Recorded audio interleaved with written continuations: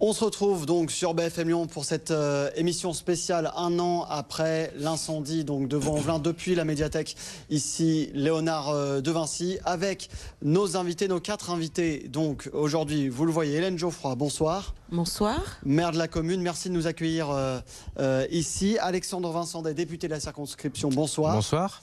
Et puis deux habitants de Vaudey également, Aziza Nedjar, bonsoir.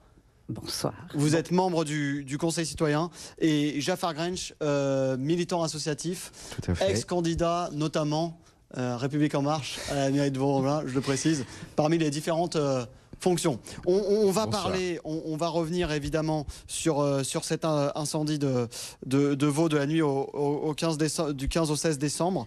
D'abord, Hélène Geoffroy, une première question. Un an plus tard, comment vous vous sentez? Qu'est-ce qui vous a marqué? Il est vrai que notre ville va rester durablement marquée. Chaque 16 décembre, dans nos mémoires, ce sera évidemment un souvenir attristé, une affliction particulière. Il y a eu quand même de nombreuses victimes. C'est une tragédie, comme toutes les tragédies hors normes.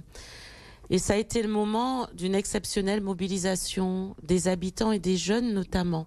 Cela a montré d'ailleurs les jeunes de notre commune, je crois vraiment, sous une autre facette. Et ça a permis, par cette mobilisation des habitants, de tenir la cohésion de la ville et d'accompagner les victimes, les sinistrés. Donc évidemment, c'est de la douleur et de la tristesse pour, je dirais presque pour toujours.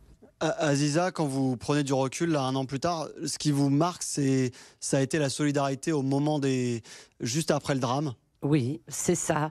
Parce qu'on a formé une personne avec tous les habitants, la municipalité, même la police a aidé, les pompiers ont aidé. Et ça, c'est très beau. Parce qu'on a été... on a beaucoup pleuré, ça a été très dur pour les habitants. Alexandre Vincendet, le 16 décembre, vous disiez, c'est un traumatisme pour tout un secteur.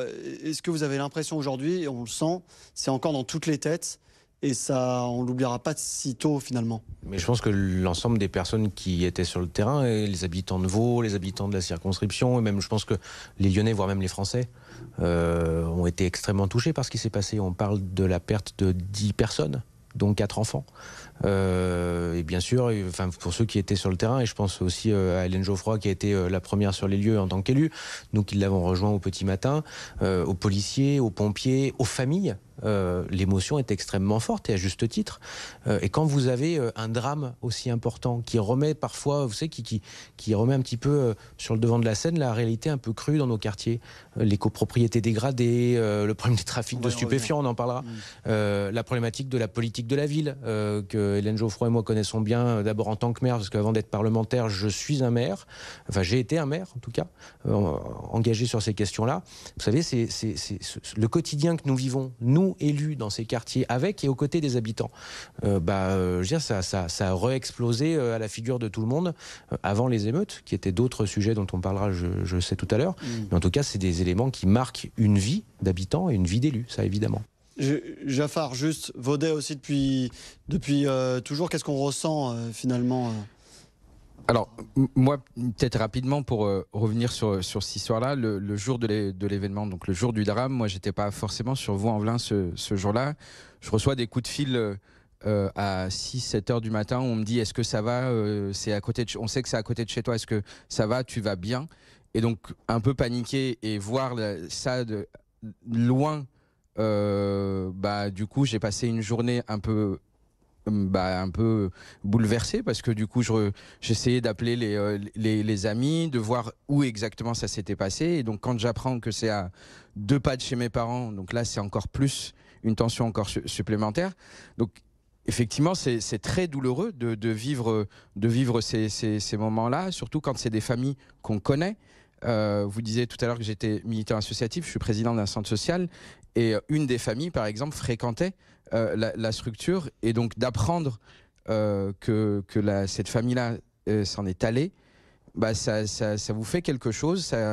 Ce soir-là, on était censé faire la fête du centre social à la fin de la journée, donc tout s'est arrêté le temps s'est arrêté à ce moment-là, mais en même temps, ce temps qui s'est arrêté a été un temps, comme ça a été répété à plusieurs reprises, un temps d'élan, un temps où on était un, et qu'on a eu quasi pas du tout de division entre nous, et on était vraiment unis, et c'est ça la beauté face à un drame, la beauté de ce qui s'est passé sur Vaux-en-Velin, c'est qu'on s'est retrouvés très unis face à ce drame-là. On reparlera de la solidarité. Hélène Geoffroy, comment ça vous a changé ce moment, finalement?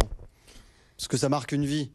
Oui, ça marque une vie à titre personnel d'abord, parce que lorsqu'on est face à l'émotion des familles, l'attente, parce qu'au moment où on sait qu'il y a des victimes, on ne sait pas leur nom, et l'attente des constatations, des travaux de la police scientifique, c'est très très long en réalité. C'est 2 jours pendant lesquels l'angoisse est là, palpable, entre les personnes hospitalisées, celles qui sont décédées dont on n'a pas l'identité. Et donc moi je retiendrai ce moment d'épreuve pour les familles, et donc pour celles et ceux qui les ont accompagnés, un moment finalement où il faut trouver les mots face à l'indicible, et on les a pas toujours. Et puis en tant qu'élu, une détermination peut-être encore plus grande pour bien évidemment accompagner, essayer de voir comment les problèmes peuvent être le mieux réglés possible. On ne sait pas aujourd'hui les exactes conditions, l'enquête est en cours, mais en tout cas les habitants ont fait part des difficultés, nous les connaissions. Nous les traitions depuis 5 ans, 6 ans déjà, mais c'était long, et donc pour moi, ce qui change, enfin en tout cas j'ai approfondi dans ma vie d'élu, c'est un sentiment d'urgence peut-être encore plus grande et d'obligation de réussite. Quand on lance des politiques publiques, il faut qu'elles soient plus efficaces, plus rapides pour donner des réponses. Alors justement, on parlera des réponses à apporter après. Vous parliez de l'enquête, donc elle est toujours en cours, vous le disiez. 1 an après, donc il n'y a toujours aucun responsable. Il y a une certitude, c'est que l'hypothèse de l'incident électrique, il a été écarté par les experts, et le feu serait donc parti vraisemblablement du canapé.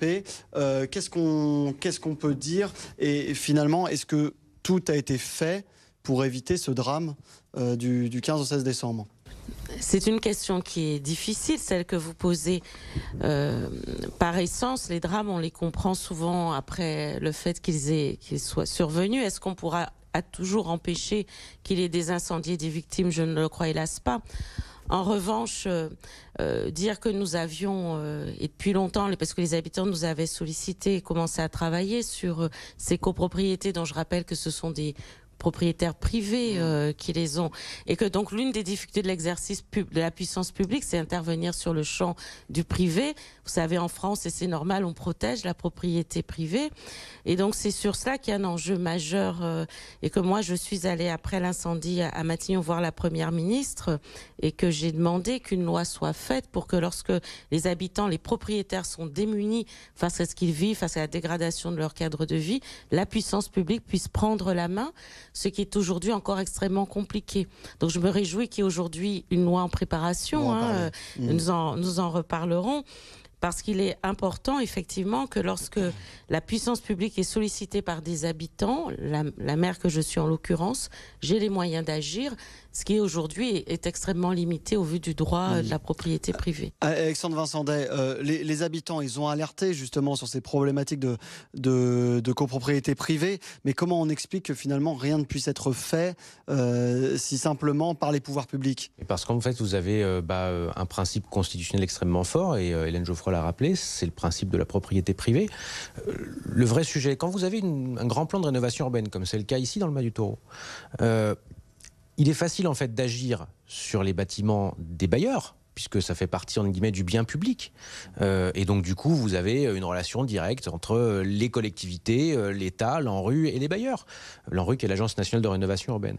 Mais pour les copropriétés c'est bien plus difficile, parce que vous avez parfois des copropriétés qui sont anciennes, avec des personnes qui n'ont pas forcément les moyens, des syndics qui parfois sont défaillants, mais dans le même temps, nous ne pouvons pas, nous élus, collectivités ou même État, prendre la main parce qu'il y a des propriétaires et le droit à la propriété privée est un des droits inaliénables. Mais ça crée un deux poids deux mesures entre les propriétaires et c'est pour cela en copro et les logements sociaux. C'est pour cela que moi j'ai pu rencontrer le directeur de cabinet du ministre du Logement il y a quelques semaines. Hélène Geoffroy, je crois qu'elle a pu le rencontrer récemment aussi.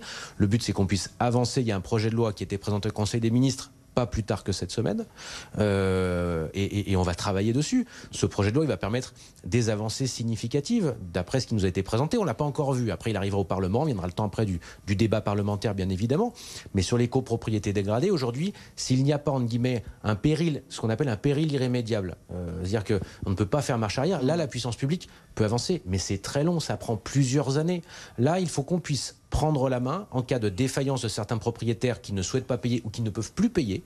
Il faut que l'État puisse prendre la main ou une collectivité puisse prendre la main temporairement. Le but est de pouvoir prendre la main, commencer les rénovations, les remises en état, les remises aux normes et ensuite qu'on redonne la propriété aux propriétaires. Mais c'est un vrai débat de fond et c'est un débat qui est majeur si on veut que demain, dans les quartiers qui sont rénovés, il n'y ait pas d'un côté du logement social qui soit reconstruit ou réhabilité et qui soit en très bon état et que finalement, ce qu'il reste, ce sont des copropriétés dégradées. Si je peux me permettre, c'est un enjeu important pour pas avoir un quartier, une ville qui se transforme à deux vitesses. Et je rebondis là-dessus.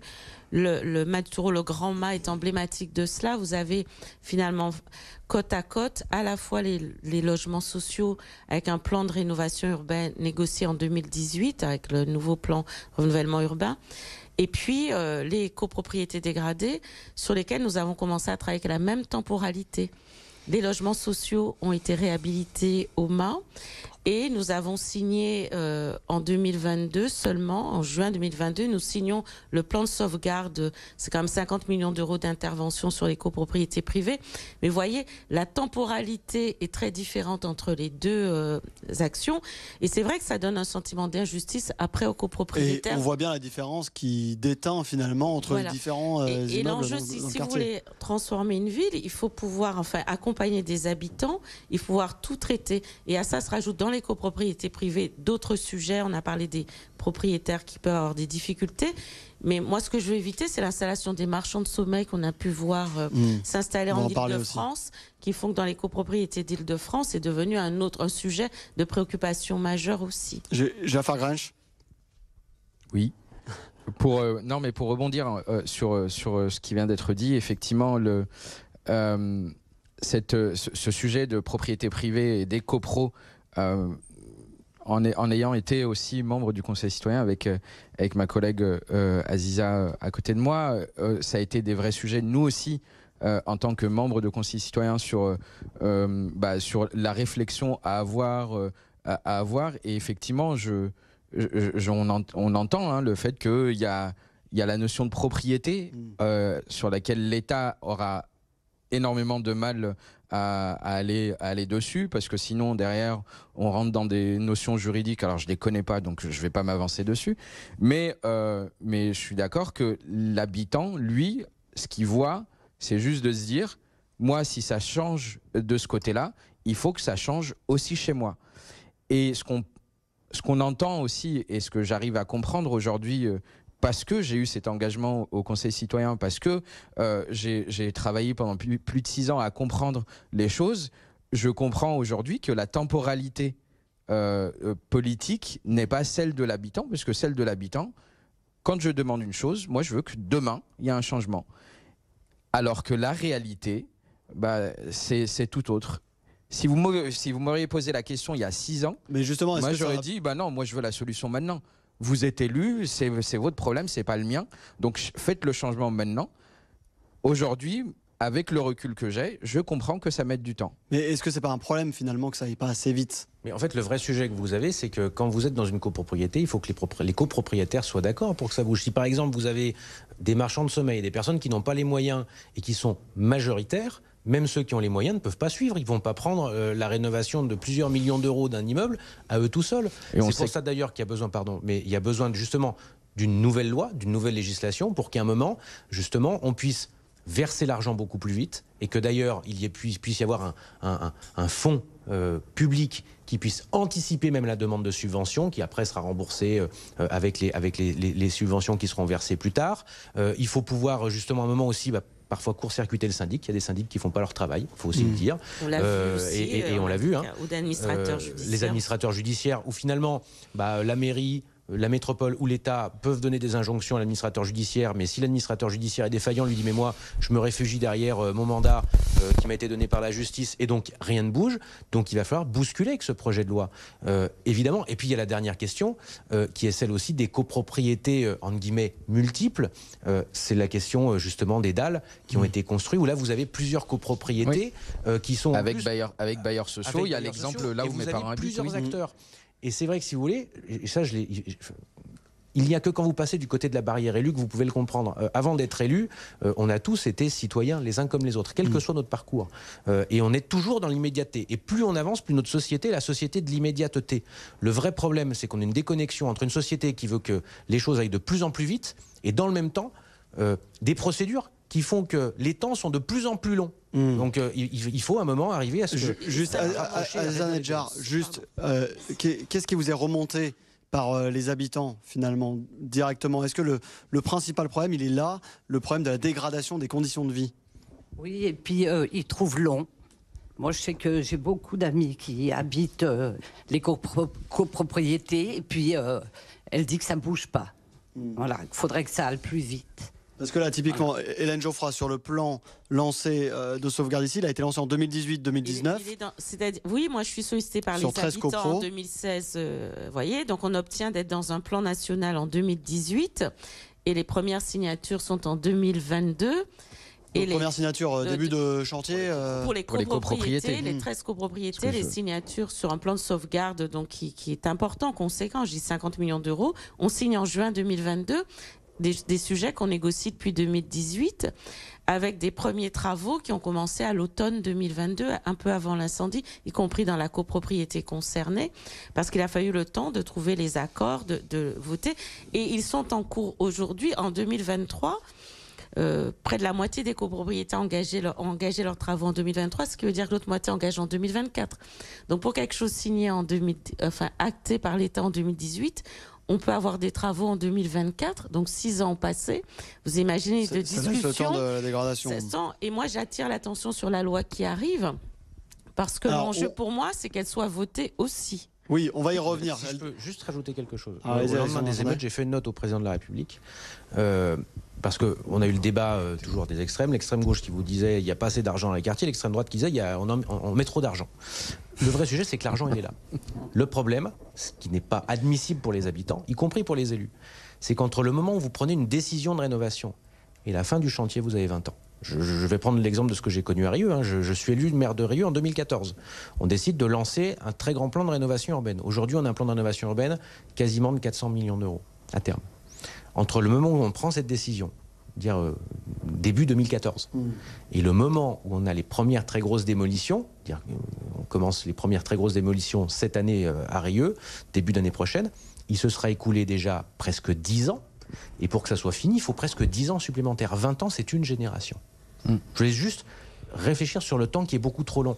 Et c'est pour ça que des fois, de façon un peu provocatrice, je dis que le A de ANRU, qui était avant été agence, se transforme en A d'administration. Et quand vous en discutez avec Jean-Louis Borloo, qui est le créateur de l'ANRU, en fait, on a suradministré et on a rajouté de la procédure aux procédures qui font que les temps s'allongent et que les habitants ne comprennent pas. Entre les décisions qu'on prend, nous élus, et la réalisation, c'est un temps qui est difficilement supportable pour ceux qui habitent dans ces quartiers. On va revenir sur la question du logement juste un peu après. Je voudrais qu'on poursuive notamment sur l'enquête, parce que vous aviez interpellé l'année dernière Gérald Darmanin sur la présence de dealers dans le quartier. On a pu le constater avec les équipes, il y en a encore dans le quartier. Est-ce que vous avez une réponse de Gérald Darmanin sur la problématique ici à Vaud? Mais en fait, la problématique, elle n'est pas uniquement vaudaise.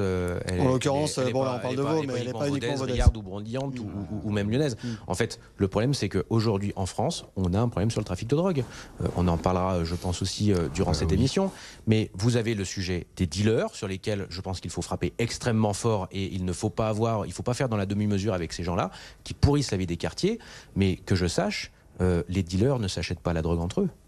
S'il y a de la vente de drogue, c'est qu'il y a des acheteurs. Et que ceux qui consomment et qui donc achètent de la drogue sont tout aussi responsables. Vous savez, quand un petit garçon à Nîmes se fait abattre dans la rue dans la voiture de son papa parce qu'il y a un règlement de compte, les dealers sont responsables, mais les consommateurs aussi sont responsables. Quand il y a des dealers dans les quartiers ou dans les halls d'escalier qui installent des canapés, les dealers sont responsables, mais les consommateurs sont responsables. Mais donc... Et je pense qu'à partir de là, il y a bien sûr tout le travail qui est fait avec l'augmentation des effectifs de police. Les quartiers de reconquête républicaine, Vaud et Rieux, ont été classés en quartier de reconquête républicaine par Gérald Darmanin fin 2020, début 2021, de mémoire. Avec l'arrivée d'effectifs supplémentaires, il y a évidemment du travail qui est fait, mais la puissance de la demande est telle. J'ai parlé avec beaucoup de policiers, des brigades des stupes, des personnes de la PAF, les responsables au niveau national. Ils vous disent tous, on démantèle un réseau, mais vous avez des consommateurs qui continuent à tourner, vous avez des points de deal où aujourd'hui vous avez un chiffre d'affaires, accrochez-vous, de 30 000 € par jour. Donc vous dites que la responsabilité elle est partagée. Elle est monumentale et elle est évidemment partagée. Et il ne faut pas excuser les vendeurs parce que c'est eux qui vendent, excusez-moi le terme, de la merde et de la mort. Mais de l'autre côté, vous avez aussi des consommateurs. Et excusez-moi, les chiffres d'affaires qui se font dans nos communes, c'est pas qu'uniquement avec les habitants de nos communes. Il y a aussi les habitants des beaux quartiers qui viennent dans nos quartiers populaires, d'accord, et qui, excusez-moi le terme, sont aussi responsables que les vendeurs de ce qui s'y passe. Et il y a un moment, quand on fume un pétard en soirée ou qu'on se fait un rail de coke pour être branché, je suis désolé, mais on est aussi responsable des morts et des affrontements qu'il y a dans nos quartiers. Le message est passé, Jafar Grange. Ah bah oui, le message est bien passé. Je rejoins en partie de ce qui vient d'être dit sur la responsabilité des consommateurs. Si il y a des points de deal, effectivement, c'est aussi parce qu'il y a des acheteurs.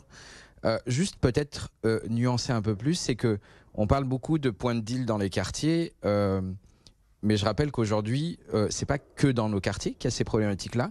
Aujourd'hui, ayant une famille qui vit en zone rurale, il y a également des problématiques de points de deal en zone rurale. Et donc, le problème, encore une fois, c'est un problème national. Donc, il doit y avoir quelque chose qui doit être fait de façon peut-être provocatrice. J'ai peut-être envie de dire, pourquoi pas peut-être légaliser. C'est peut-être un sujet qu'il faut remettre sur la table et qu'il y a un vrai débat dessus. Alors, je sais qu'autour de la table, il n'y aura pas désaccord sur ça, mais est-ce que c'est peut-être pas ça aussi le sujet? Il faudrait peut-être pas aller jusque-là, légaliser. Alors, je parle pas de l'ensemble des drogues, mais uniquement des drogues douces.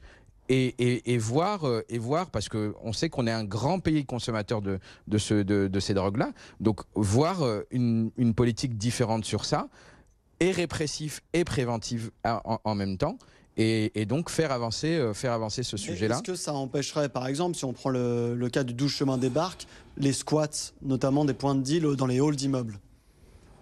Vous parlez de légalisation. Est-ce que ça les empêcherait, vous voulez dire ?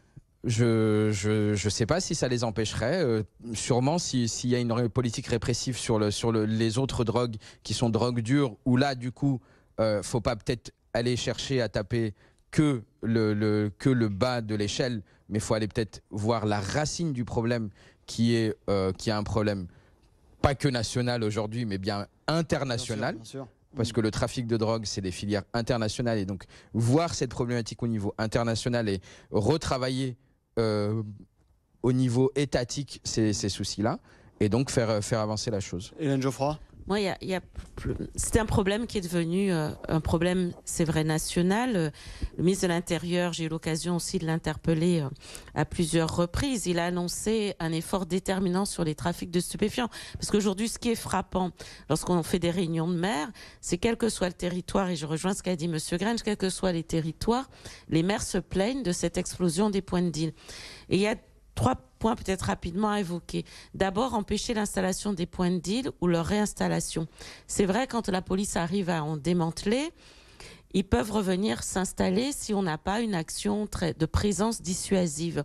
Ça veut dire mobiliser des forces de l'ordre en quantité importante sur ce sujet-là, remettre des policiers de façon en nombre. Et moi, je rappelle que j'ai aujourd'hui le nombre de policiers qu'il y avait avant que Nicolas Sarkozy les diminue, avant le processus qu'il a mis en place. Donc on était en 2012. en 2012, en ayant gagné 10 000 habitants de plus. Depuis, il y a eu les augmentations de police, François Hollande, Emmanuel Macron, qui permettent de retrouver cet effectif-là. Donc on a ce sujet-là. Un changement de doctrine de la police, j'en dis un mot, qui pendant longtemps, et c'est normal, démantelait les filières, mais ce qui n'empêchait pas les points de deal, du coup, de gangréner la vie des habitants au quotidien. Donc ça, c'est important qu'on le poursuive. Enfin, il y a les questions d'urbanisme. L'ANRU, donc en juillet de cette année, vous voyez, donc j'ai commencé à travailler en 2018 sur l'urbanisme du quartier que nous connaissons, qui est l'urbanisme des années 70 avec des petites rues dans lesquelles la police ne peut pas aller, des domanialités privées, je ne peux pas mettre de caméra.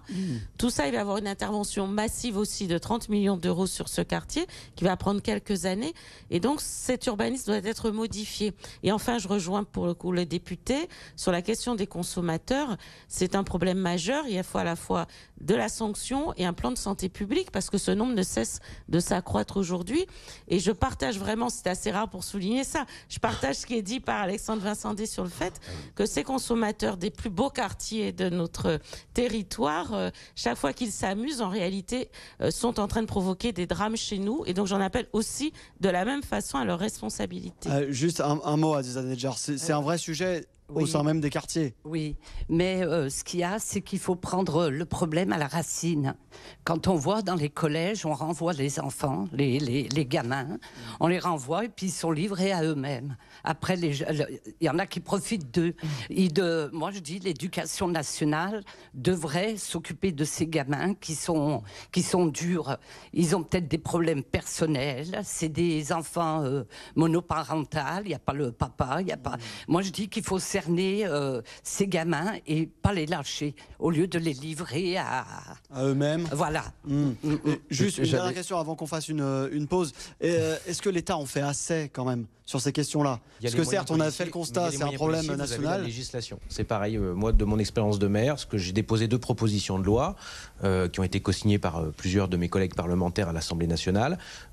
Une première sur ceux qui sont condamnés pour trafic de stupes et qui habitent dans nos quartiers et notamment qui sont dans un logement social. Moi, je pars du principe que si vous êtes condamné pour trafic de stupes, vous devez perdre votre logement social. Vous ne pouvez pas pourrir la vie d'un quartier et derrière continuer à profiter de la solidarité nationale. Première chose. Deuxième chose. Vous n'êtes pas tous d'accord autour de la table. Je suis pas d'accord, mais si je peux juste répondre. Allez-y, monsieur Vincent, allez-y. Et la deuxième chose, parce que je pars du principe comme que quand vous dealez, vous êtes responsable, on vous force pas à dealer. Ça, c'est la première chose.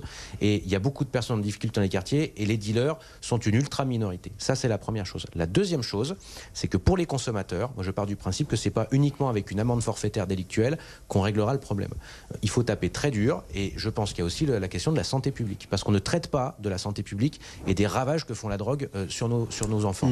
Et c'est pas en légalisant qu'on réglera le problème puisque regardez en Hollande, il y a peut-être des points de vente qui sont légaux mais les points de production ils sont pas légaux et c'est les mafias qui fournissent les points de vente légaux. Donc on marche sur la tête. Je finis sur cette proposition de loi. Ce que je défends, c'est que pour les personnes qui veulent avoir accès à un travail, il y a toujours une visite médicale, que ça soit dans le secteur public ou dans le secteur privé. Vous devez faire un test de drogue et que si ce test de drogue s'avère positif, vous ne pourrez pas accéder à cet emploi. C'est-à-dire que vous ne pourrez pas travailler sauf si vous faites une cure de désintoxication. Et donc, vous avez un traitement de santé publique et en même temps une sanction si vous continuez à consommer. Je pense qu'il faut taper très fort, sinon on n'y arrivera pas. On va poursuivre la discussion, on va juste faire une petite pause et on poursuit la discussion juste après. On parlera aussi des réponses à apporter pour les quartiers.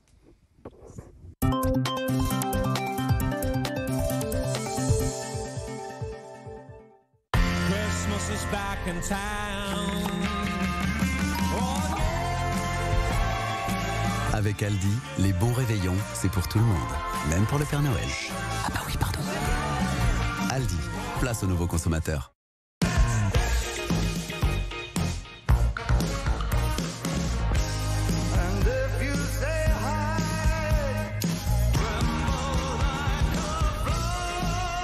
Fantôme Parfum, le nouveau parfum de Rabanne. Bon, est-ce que je peux me relocaliser? Oui. Et je fais vraiment bien les pains au chocolat. Ah non, mais ça sert pour le faire. Du chocolatine de chien. Bon, vous pouvez commencer.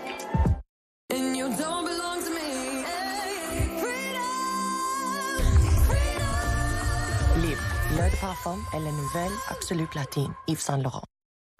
On n'imagine pas tout ce qu'il y a dans un morceau de comté.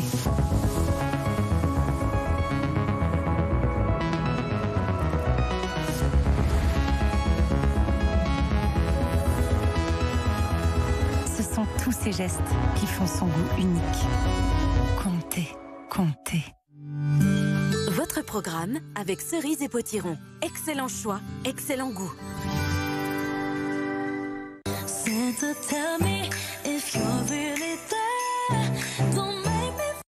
Alors, reprenons. Donc, on était sur la question des dealers. Hélène Geoffroy, vous, votre position là-dessus? Non, moi, ce que je reprenais, c'est qu'à la fois, il y a la question de la partie de sanctions, d'intervention des forces de l'ordre qui doit être massive. Une présence dissuasive aussi. Chaque fois qu'il y a des opérations importantes, en réalité, les habitants sont satisfaits. Ils sont contents de voir qu'ils sont au cœur, finalement, de l'intérêt de la République. Donc ça, c'est important. Et puis, il y a toute la question de santé publique liée aux consommateurs, entre répression et prévention aussi, parce qu'on peut s'inquiéter de cette augmentation croissante du nombre de consommateurs qui ne sont pas des quartiers populaires, qui viennent plutôt d'ailleurs de milieux plus favorisés. Et c'est vrai que c'est un vrai appel à ce qu'ils aient conscience de ce qu'ils font et des dégâts qu'ils causent. Et puis enfin, il y a ce que disait Mme Néjar sur la question de la prévention. Il a été mis en place, à la demande des élus locaux, des maires de banlieue, ce qu'on appelle toujours les cités éducatives. C'est-à-dire l'ensemble des acteurs qui interviennent, des adultes, l'éducation nationale qui a nos enfants pour de longues périodes, mais aussi les clubs sportifs, les associations. Et nous, à Vanvelin, on a une maxime qu'on reprend, il faut tout un village pour élever un enfant. C'est-à-dire qu'il y a forcément les parents en premier lieu, évidemment, premiers éducateurs, mais toute une communauté qui se met en place pour élever les enfants. Moi, vous savez, la moitié de la population de Vanvelin a moins de 30 ans. Vous imaginez la responsabilité qui est celle de tous les adultes ici dans la ville. Et si nous ne travaillons pas mieux à accompagner les jeunes sur tous les temps, ce que font les milieux favorisés, les enfants partent en vacances, ils partent apprendre l'anglais à Londres pendant l'été, tout ce que ne font pas nos jeunes. Et donc, c'est sur ce travail-là que nous devons être cohérents.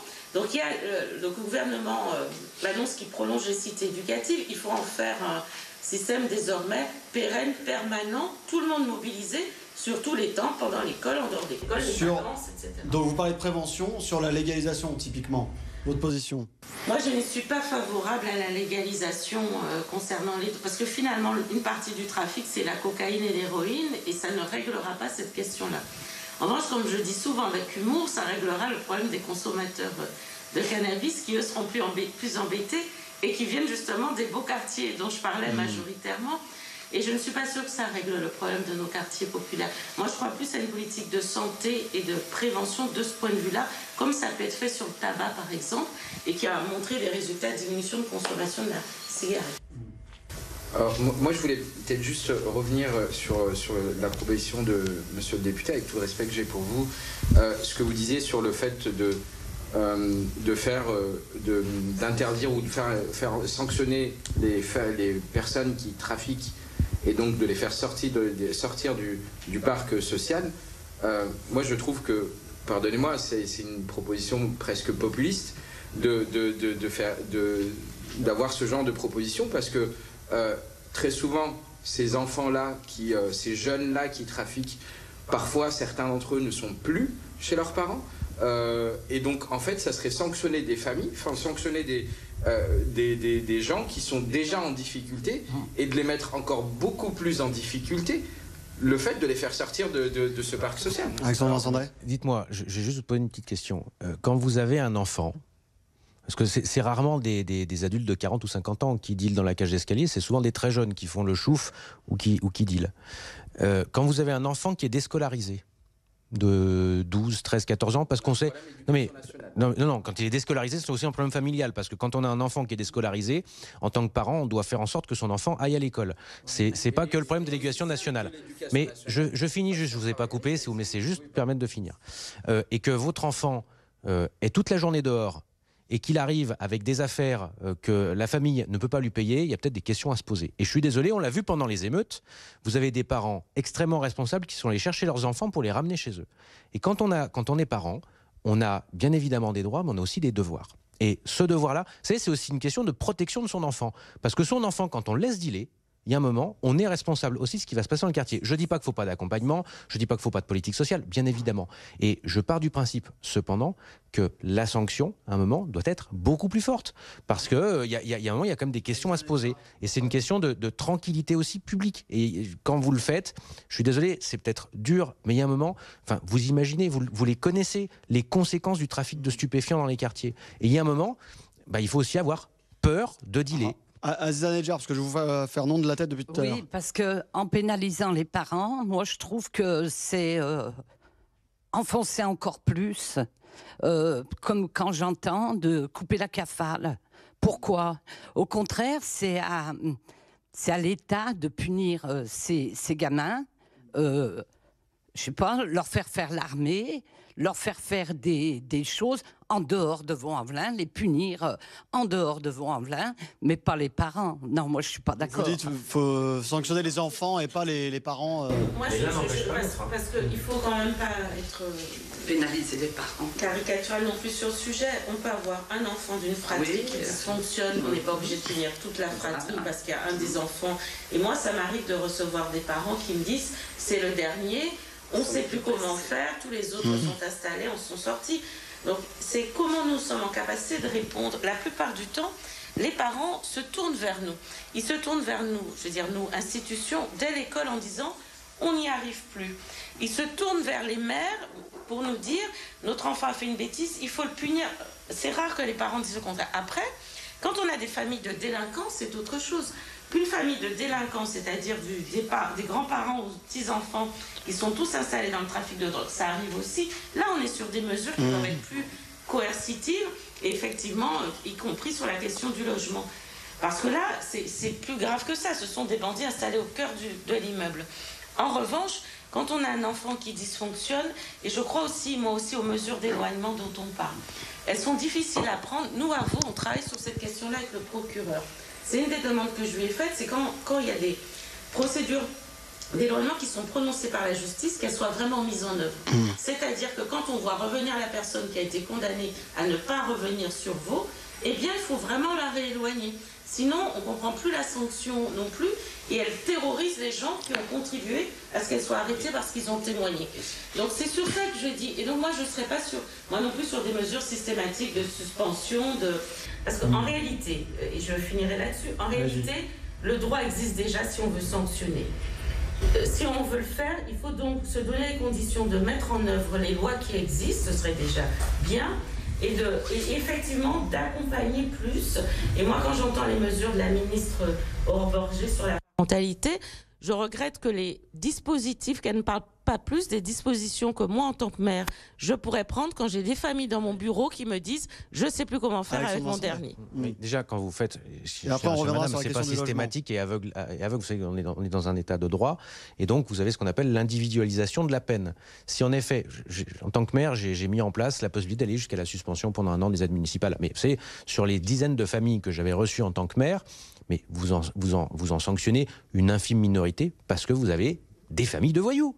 Et vous avez plus de 95% des autres familles qui, en effet, sont des familles en difficulté avec l'éclatement de la cellule familiale, les familles monoparentales. Et là, vous avez des familles qui, en effet, vous demandent de l'aide. Ce que je dis simplement, c'est qu'il faut un arsenal plus dur, selon la formule consacrée, il faut être méchant avec les méchants et gentil avec les gentils. Excusez-moi de reprendre ça. C'est déjà la marque est déjà déposée. Ce que je veux simplement dire, c'est que si par contre on arrive en effet à faire revenir autour de la table des familles et les accompagner pour celles qui ont envie de s'en sortir et aider leurs enfants, mais bien évidemment qu'il faut les accompagner. Enfin, j'ai fait partie de ceux qui ont mis en place une maison de la famille et de la parentalité dans la commune dont j'ai été maire pendant très longtemps. Donc j'ai pas de sujet avec ça. Ce que je veux simplement dire, c'est qu'il y a un moment, il faut avoir une certaine gradation.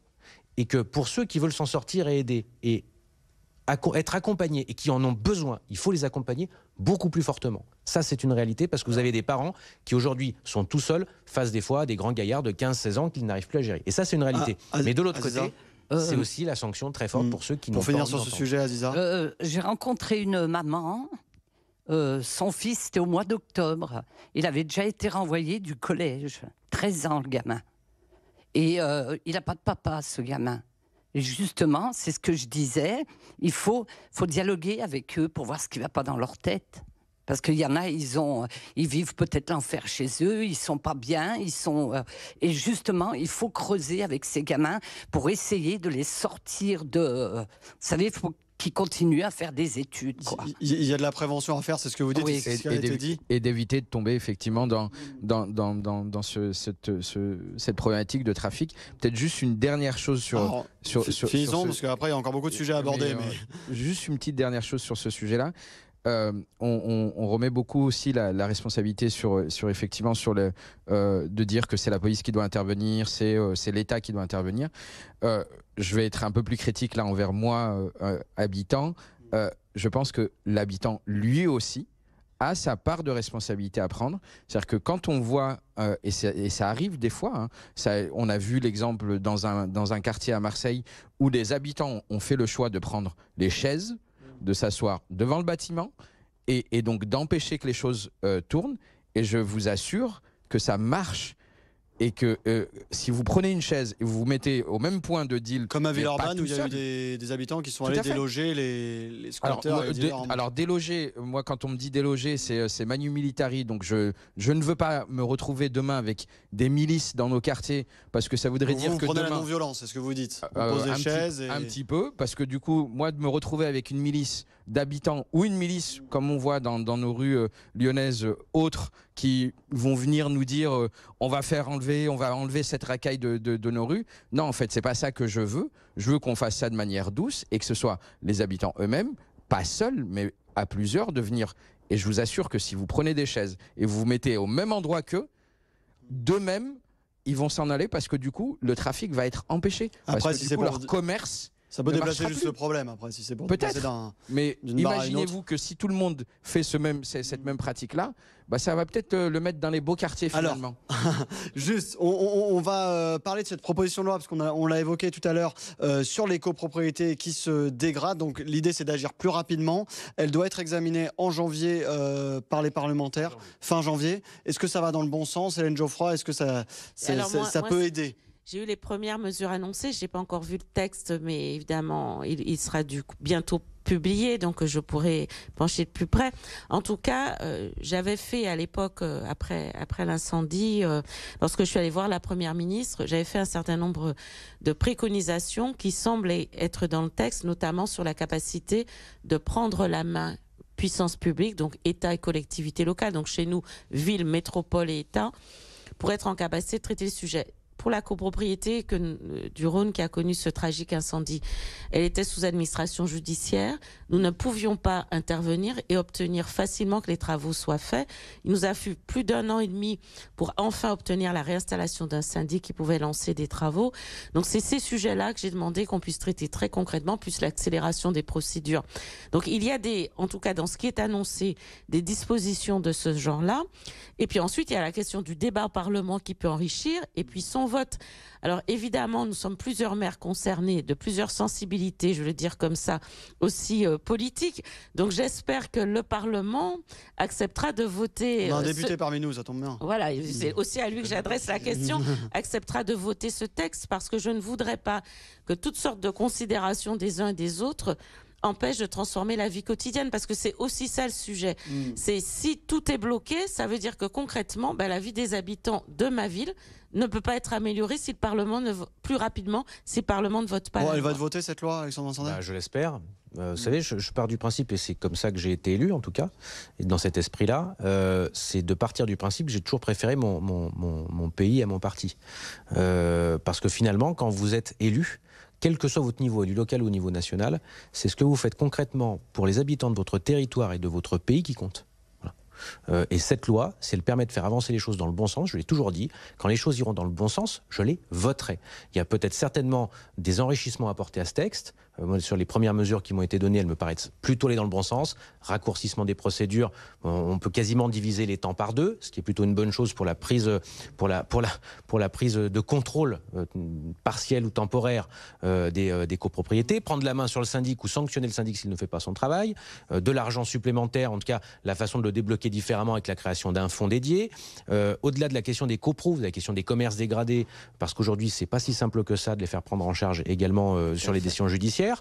Donc, je vois qu'Hélène Geoffroy est d'accord. Non, mais parce que c'est des choses qu'on connaît en tant que maire. Vous savez, je veux dire, on a nos étiquettes politiques. Ça fera la deuxième fois. Oui, on y arrive de plus en plus. Mais ce que je veux simplement dire, c'est qu'au-delà des étiquettes politiques des uns et des autres, moi j'estime qu'un élu digne de ce nom doit d'abord faire passer l'intérêt général avant tout. Aujourd'hui, je vous le dis, moi ce que je vois à l'Assemblée nationale parfois m'atterre totalement. Une classe politique qui est devenue totalement folle et qui, plutôt que de régler les problèmes, préfère faire des coups. Mais moi je préfère assumer mes convictions, défendre mon territoire et les sujets que je connais bien, plutôt que, honnêtement, faire des coups, parce que je pense que sinon, on va aller dans le mur, et ce pays va dans le mur. Moi, je préfère régler les problèmes concrets. Ce sujet-là, c'est un sujet qui a touché les habitants de Vaud dans leur chair, très clairement, et que faire de la politique politicienne sur ces sujets-là, comme sur d'autres sujets, comme on l'a vu cette semaine sur la migration, où finalement les extrêmes se rejoignent, entre extrême gauche et extrême droite, je pars du principe qu'à un moment, non, il faut simplement être responsable. C'est ce qu'attendent de nous l'ensemble des habitants, quelles que soient nos étiquettes politiques. Justement, à Vaud, il y a quand même 13 copros donc, qui ont été concernés par un plan de refonte. Jafar, est-ce qu'elles ont été trop longtemps oubliées, finalement, des politiques publiques ? Alors du coup, n'y habitant pas, même si mes premières années sur Vaux-en-Velin, effectivement, étaient dans une des copropriétés dans ma plus tendre jeunesse, est-ce qu'elles ont été oubliées ? Honnêtement, il faudrait peut-être poser plus la question à ceux qui y vivent. À titre personnel, moi qui vis et qui ai grandi beaucoup plus longtemps dans le parc social, aujourd'hui je me sens assez content de voir que les choses avancent à un rythme, certes, celui du temps politique et pas du temps de l'habitant, mais que les choses avancent. Quand j'entends ce qui vient d'être dit, visiblement les choses avancent, continuent à avancer. Mais quel regard vous portez sur l'évolution de la commune ? Alors, comment vous voyez les choses ? Je me suis réellement investi et au niveau associatif et certes au niveau politique, aussi depuis fortement depuis 2016, 15-16. Moi, je vois effectivement une évolution. Je vois du changement. Je vois, on est dans une médiathèque qui est sortie de terre et qui aujourd'hui est en exercice depuis 1 an et demi. Donc c'est du gros changement quand même pour le quartier du Mas du Taureau. Une ligne de tram qui va arriver, je vais pas dire incessamment sous peu parce que du coup ça met tellement de temps à être construit là aussi que ça va venir. Donc il y a effectivement du changement. Et ça, je sais qu'on en parlera sûrement un peu après, mais ça a été une demande. Quand j'étais au Conseil citoyen, c'était une demande forte des habitants de dire on a besoin de ce genre de ligne. Et donc c'est aussi ça qui a fait bouger les choses. C'est-à-dire qu'aujourd'hui, depuis que les habitants font partie de ces instances de discussion, même pas de décision, de discussion, il y a des évolutions. Et donc oui, aujourd'hui, il y a des évolutions. Assez, peut-être pas, peut-être pas pour tout le monde, mais en tout cas, il y a des évolutions. Aziza, justement, la parole des habitants, elle compte et de plus en plus. Et vous sentez que ça évolue, là, comme dit Jafar ? Et nous, on a de la chance avec Madame la maire, que... surtout avec le Conseil citoyen, on a pu participer à plein de réunions qui étaient enrichissantes, parce que nous, on est la parole des habitants. Nous, ce qu'on entend, on peut le divulguer dans toutes ces instances où on va, et ça, je trouve que la place de l'habitant, il la faut. Et qu'est-ce qu'ils vous disent aujourd'hui, les habitants, très concrètement ? Ils savent qu'on représente un peu le... Alors, ils peuvent nous poser des questions, on peut leur répondre, mais il y a aussi l'habitant, c'est que, on va parler de la médiathèque, là, on a eu des concertations avec les habitants. Et ces concertations, il y avait des tables rondes, et elles ont été très enrichissantes, parce que ce qui en est sorti, c'est les habitants qui ont demandé ce qu'il y a à l'intérieur. Et ça, magnifique médiathèque, il faut le signaler, Léonard de Vinci, oui. Magnifique. Voilà. Hélène Geoffroy. Sur cette concertation, ce qui est frappant dans notre ville, vous savez, c'est le taux de participation aux élections qui est très bas. J'allais vous en parler. Chaque fois, vous voyez, je m'en doutais un peu, donc j'ai anticipé. Et en tout cas, l'un des vœux que l'une des réponses que nous essayons d'apporter, c'est de se dire, est-ce qu'on ne vote pas évidemment parce qu'on est déçu, désespéré, résigné, mais aussi parce qu'on ne comprend pas ce qui se passe, en tout cas on n'y est pas associé. Et nous avons essayé de franchir le cap d'après, ce dont parle Mme Nedjar, c'est-à-dire de ne pas être simplement dans de l'information, mais d'être dans le moment où on prend la décision, ce que permet les dispositifs avec le renouvellement urbain. Et moi, j'avoue en tant que maire qu'avoir eu des habitants qui sont venus aux réunions à Paris devant les instances de l'ANRU a fait la différence sur ce que nous avons obtenu. Parce que c'est une chose d'entendre un maire expliquer ce qu'il demande. Après, tout le monde est un peu rodé à entendre des maires qui ont préparé le dossier avec l'État. Entendre des habitants qui disent voilà ce que nous, on veut porter et ce qu'on demande. Nous avons obtenu, je dis nous du coup, plus de choses parce que des habitants sont venus à Paris depuis Vaux-en-Velin expliquer cela. Vous voyez, le Mas du Taureau, les émeutes, c'est en 1990. Nous sommes en 2023. Nous avons commencé les premiers chantiers vraiment en 2020. Est-ce que vous mesurez ce qu'il a fallu de temps d'attente? C'est bien plus du temps politique à ce niveau-là. C'est à un moment se dire comment on lutte contre cette résignation qui emporte tout. C'est même plus de la colère et de la révolte, c'est un sentiment que de toute façon rien ne changera jamais. Et c'est très difficile de lutter contre. Et je sais aujourd'hui encore qu'il y a des habitants qui pensent que de toute façon, même s'il y a les trous, là, vous voyez le chantier, que rien ne se passera parce que l'attente a été si longue. Et ça, c'est mon rôle d'élu, d'essayer de ramener tout le monde sur le chemin de l'élection, parce que sinon, c'est notre démocratie qui est en difficulté, parce que ce qui se passe ici n'est que l'amplification d'ailleurs de ce qui se passe dans le reste du pays. Et on l'entend en fait, ce que vous dites, Madame la maire, c'est que effectivement on l'entend, les habitants qui le disent, de toute façon, ça fait 40 ans qu'on lui dit un truc, il n'y a rien qui va changer de toute façon. Oui, allez-y, faites vos réunions, faites vos trucs. Moi, si j'ai un seul regret peut-être à avoir sur ces instances de démocratie participative, c'est que malheureusement, on voit souvent certaines personnes revenir. J'en fais partie, donc du coup, c'est une autoflagellation. Et